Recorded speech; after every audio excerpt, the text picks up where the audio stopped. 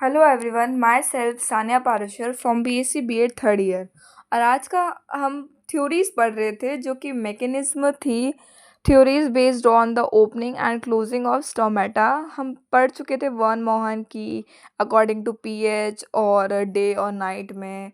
उसके आगे अब हम पढ़ेंगे स्कार्थ के अकॉर्डिंग 1932 में इन्होंने एक्सप्लेन किया the theory of inter conversion of starch sugar. इन्होंने एक्सप्लेन करी स्टार्च शुगर इंटर कन्वर्जन।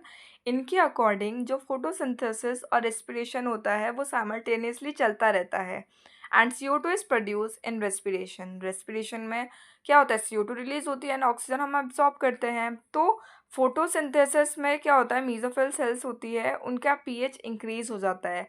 और जब पीएच इंक्रीज होता है तो फॉस्फोराइलेज एंजाइम जो होता है वो एक्टिव हो जाता है और हाइड्रोलाइज होना चालू कर जाता है the form of sugar.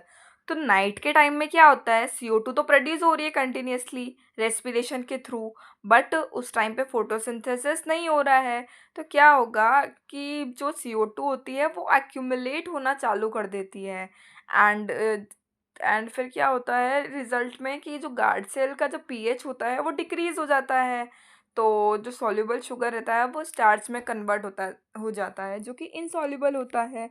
It means कि रेस्पिरेशन और फोटोसिंथेसिस दोनों प्रोसेस साथ में चल रहे हैं साइमल्टेनियसली।